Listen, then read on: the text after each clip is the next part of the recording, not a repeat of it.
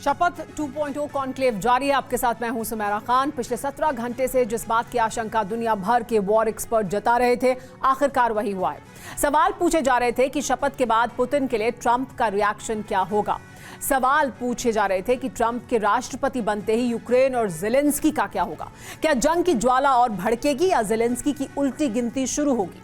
अब इन सवालों का जवाब मिल गया है। ट्रंप ने सबको चौंकाया है। क्या है बड़ी खबर, इससे जुड़ी हुई जान लीजिए।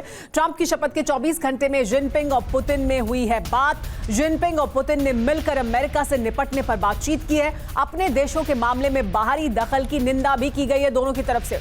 वीडियो कॉन्फ्रेंसिंग के जरिए मिले पुतिन और जिनपिंग और दोनों ने अपने देशों के मामले में बाहरी दखल की निंदा की है। यानी एक साथ मिलकर अमेरिका को जवाब देने की ये एक कोशिश, एक संदेश जिनपिंग और पुतिन द्वारा। ट्रंप की शपथ के बाद जिनपिंग और पुतिन में बातचीत हुई है। वीडियो कॉन्फ्रेंसिंग के जरिए दोनों की मुलाकात हुई। दोनों देशों के आंतरिक मुद्दों पर किस तरह से बाहरी दखल किया जा रहा है, उस पर दोनों ने अपनी आपत्ति दर्ज कराई। एक और बड़ी खबर आपको बता दें, इससे जुड़ी हुई है कि ट्रंप की शपथ के बाद अमेरिका से बड़ी जानकारी सामने आई है। 24 घंटे के अंदर ही ट्रंप वर्सेस पुतिन शुरू हो चुका है। पुतिन के सीज फायर न करने से भड़के हैं ट्रंप। पुतिन को ट्रंप ने दिया है कड़ा संदेश। सीज फायर ही रूस के लिए अच्छा, कहा ट्रंप ने। एक और बड़ी खबर यह भी कि रूस की क्षमता पर भी ट्रंप ने सवाल खड़े कर दिए हैं।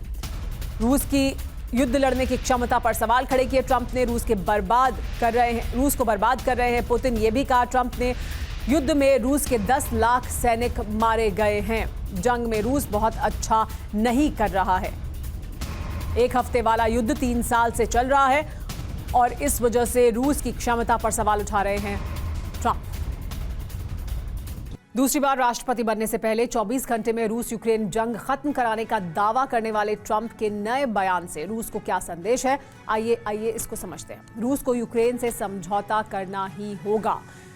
पुतिन को अपनी शर्तों को छोड़ना होगा, ये बड़ा संदेश है। इसके अलावा एक और बड़ा संदेश ये भी कि आर्थिक प्रतिबंध और सख्त हो सकते हैं अमेरिका द्वारा जो लगाए जाएंगे। दुनिया में रूस और अलग थलग हो सकता है। जेलेंस्की का समर्थन जारी रख सकता है अमेरिका। पुतिन के सरकार चलाने पर सवाल उठाए हैं ट्रंप ने। जिद की वजह से पुतिन ने रूस को बर्बाद कर दिया है, ये भी कहा है। जंग में रूस के 10 लाख सैनिक मारे गए हैं। जेलेंस्की के नर्म रुख की वकालत की है ट्रंप ने। साथ ही ये भी कहा कि सीज फायर पर नहीं माने तो और घिरेंगे पुतिन।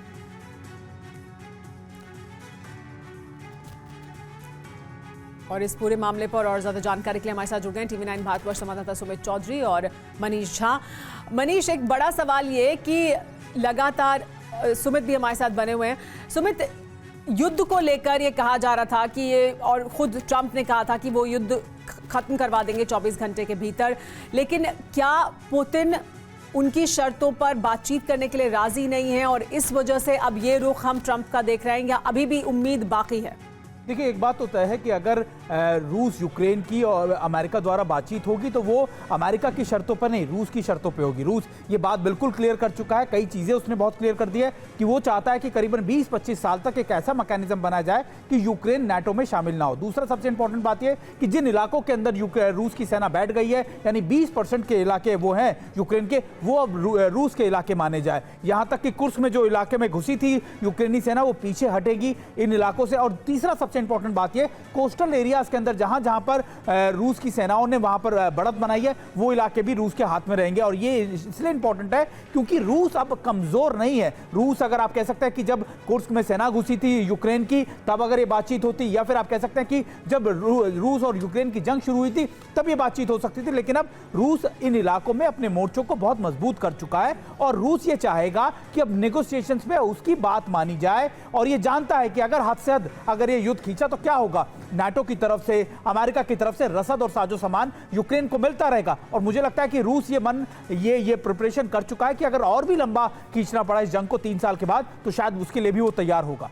जी हाँ, हमारे साथ मनीष भी बने हुए लगातार। मनीष, क्या इसको इस तरह से भी देखा जा सकता है कि ट्रंप ने चुनाव में एक बड़ा मुद्दा जरूर इसे बनाया और ट्रंप सिद्धांतिक तौर पर इस बात के पक्ष में है कि युद्ध ना हो, लेकिन ये इतना आसान नहीं था, ये वो भी समझते हैं। और पुतिन ने जैसे ही एक थोड़ा रुख इख्तियार किया, ट्रंप ने भी उस पूरे मुद्दे पर एक इस तरह का स्टांस दिखाया जिसमें कहा है कि अगर ये अच्छा सुझाव है, अगर आप युद्ध विराम करते हैं, नहीं करते हैं तो फिर आपको इसके जो नतीजे हैं वो भुगतने पड़ेंगे। बिल्कुल, देखिए, अगर कल के दिन में ट्रंप ये कह दे कि वो चुनावी जुमला था तो उसमें भी हमें हैरानी नहीं होगी। दरअसल बात यह है कि पुतिन रूस को बर्बाद कर रहे हैं, ये शब्द अब प्रेसिडेंट बाइडेन के नहीं हैं बल्कि प्रेसिडेंट ट्रंप के हैं, उस राष्ट्रपति के जिन्होंने बस कुछ देर पहले शपथ ली और उसके महज 1 घंटे के भीतर उनके मुंह से पुतिन के बारे में ये सारी बातें आ रही है। कहाँ तो पूरी दुनिया को उम्मीद थी कि पुतिन और ट्रंप दोनों जो है एक बोट पर चलेंगे और दोनों गले में गले मिलकर शायद यूरोप में किसी मार्केट में दिखाई भी देंगे, लेकिन ऐसा कुछ नहीं होने वाला है।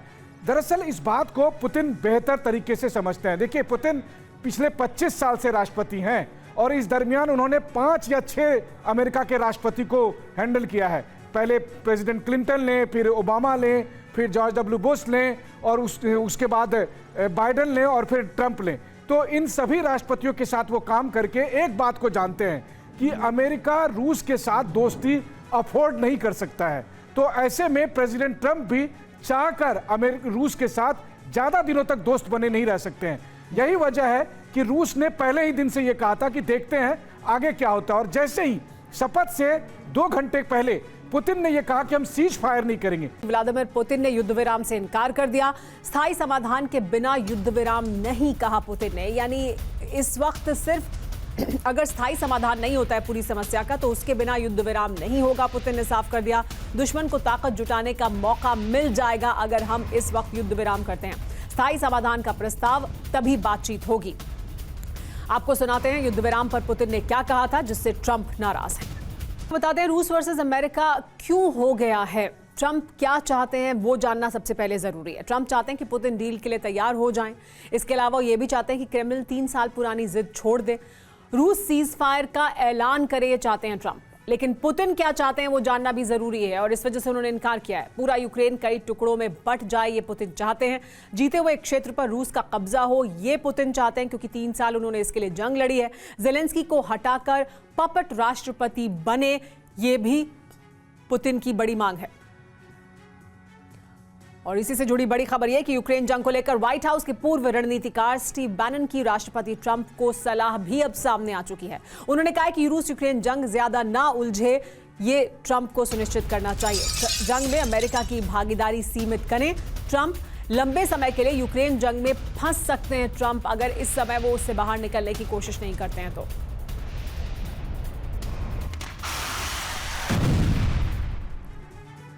यूक्रेन जंग पर पूर्व अमेरिकी रणनीतिकार ने ये आगाह किया है। क्या कुछ कहा है उन्होंने जानिए। व्हाइट हाउस के पूर्व रणनीतिकार स्टीव बैनन ने चेतावनी दी है। उन्होंने कहा कि ट्रंप की तुलना पूर्व अमेरिकी राष्ट्रपति रिचर्ड निक्सन से की है। निक्सन ने भी वियतनाम जंग खत्म कराने का वादा किया था। वादा पूरा करने की जगह वियतनाम में उन्होंने हिस्सेदारी को बढ़ा दिया।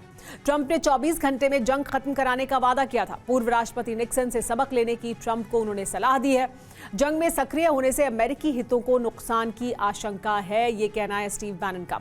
इस पर और ज्यादा जानकारी के लिए हमारे साथ सुमित चौधरी मौजूद हैं। सुमित, एक बड़ी सलाह दी जा रही है कि यही समय है ट्रंप इससे बाहर निकले, लेकिन क्या ये ट्रंप के हाथ में है? क्योंकि ऐसा लगता है कि ट्रंप चाहते हैं कि अमेरिका बाहर निकले, लेकिन बहुत सी और उनकी मजबूरियां भी हैं।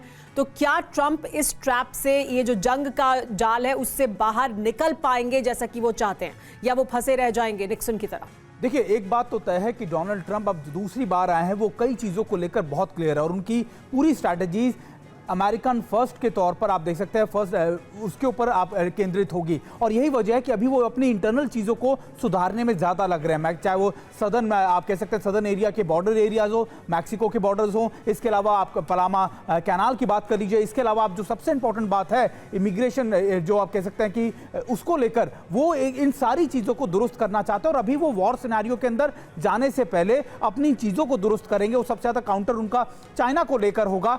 इसके अलावा मुझे लगता है कि उनके सबसे ज्यादा फोकस होगा इकोनॉमी को बढ़ाना, मैन्युफैक्चरिंग हब अमेरिका में ज्यादा विकसित करना, जो आप मान के चले कि बहुत मुश्किल होगा चीन को खास तौर पर अमेरिका से निकाल पाना, क्योंकि जब अमेरिका ने उन्हीं के दौर में जब सैंक्शंस लगाए थे तब भी चीन की सप्लाईज, उनकी मैन्युफैक्चरिंग चीजें अमेरिका की इंडस्ट्रीज में, यूरोप में लगातार बिक रही थी, उसका इस्तेमाल किया जा रहा था। तो ये निश्चित तौर पर डोनाल्ड ट्रंप के लिए एक बहुत मुश्किल होगा, लेकिन ये जरूर है कि उनकी आइडियोलॉजीज पर, उनकी रणनीति पर ये सबसे ज्यादा प्रायोरिटी पर होगा। जी हाँ, और उनके लिए बहुत अहम है कि वो युद्ध से बाहर निकालें अमेरिका का, क्योंकि मेक अमेरिका ग्रेट अगेन का उनका जो नारा है वो तभी पूरा होगा जब जहाँ जहाँ अमेरिका फंसा हुआ है वहाँ से बाहर निकले।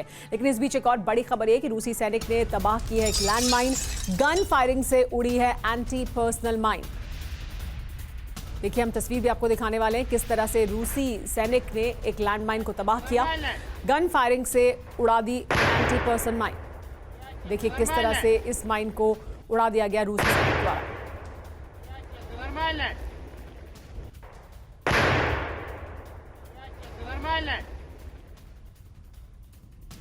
एक और बड़ी खबर यह कि रूस की स्पेशल फोर्सेस का विध्वंसक एक्शन देखने को मिल रहा है। बर्फीले इलाकों में बड़े हमलों की तैयारी की जा रही है। तो रूस किसी भी सूरत में पीछे हटने के लिए तैयार नहीं है, बल्कि और तेजी के साथ आगे बढ़ रहा है। रूस की स्पेशल फोर्सेस का विध्वंसक एक्शन देखने को मिला है। बर्फीले इलाकों में बड़े हमलों की तैयारी की जा रही है रूस द्वारा।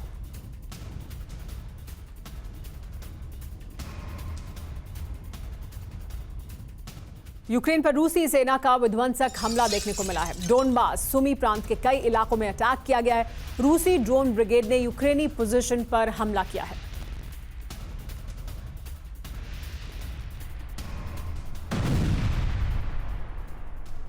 यही बड़ी वजह है कि पुतिन उनको जो उपलब्धियां उन्होंने जो 3 साल लगाकर उन्होंने युद्ध के क्षेत्र में उपलब्धि हासिल की है वो उसको ऐसे ही नहीं देना चाहते हैं। वो चाहते हैं कि सिर्फ ट्रंप के फायदे के लिए वो इस वक्त युद्ध विराम घोषित कर दें। वो स्थायी समाधान चाहते हैं और ये उन्हें जरूरी भी है उनके लिए, क्योंकि उन्होंने 3 साल लगाए हैं इस मुकाम तक पहुंचने के लिए।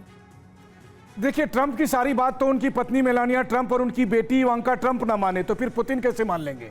और वो भी तब जबकि रूस ने जंग में अपनी स्थिति को काफी मजबूत की है। वहीं इसके उलट बीते 4 साल में जब ट्रंप व्हाइट हाउस में नहीं थे तब क्या हुआ? सबसे पहले अफगानिस्तान में कैसे तालिबान को अपने सारे हथियार छोड़कर अमेरिकी सेना भागी थी, वो पूरी दुनिया ने देखा।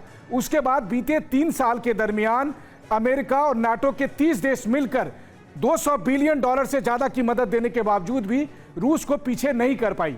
आज जब पुतिन बढ़त कर ले हैं, आज जब पुतिन जीत रहे हैं, तो वैसी स्थिति में वो ट्रंप की कोई भी शर्त नहीं मानेंगे। देखिए, 2014 में रूस ने क्रीमिया को लिया, उसके बाद 2022 में उन्होंने 4 और राज्यों को लिया। इनको तो वो वापस नहीं करेंगे। पुतिन की दलील सिर्फ इतनी है कि रूस की सुरक्षा को सुनिश्चित करने की गारंटी होनी चाहिए, और वो गारंटी है जब नाटो पुतिन तैयार नहीं होंगे, ये उन्होंने साफ कर दिया है। ट्रंप ने जिस तरह का जुमला सामने रखा था कि वो 24 घंटे में युद्ध रुकवा देंगे, जाहिर सी बात है ये उनको भी एहसास होगा कि इतनी आसानी से नहीं किया जा सकता, लेकिन उनका मकसद साफ है कि वो इसे हल करना चाहते हैं। कितने दिन में कर पाएंगे और कब तक कर पाएंगे ये फिलहाल साफ दिखाई नहीं दे रहा है, यानी अभी जंग चलती रहेगी।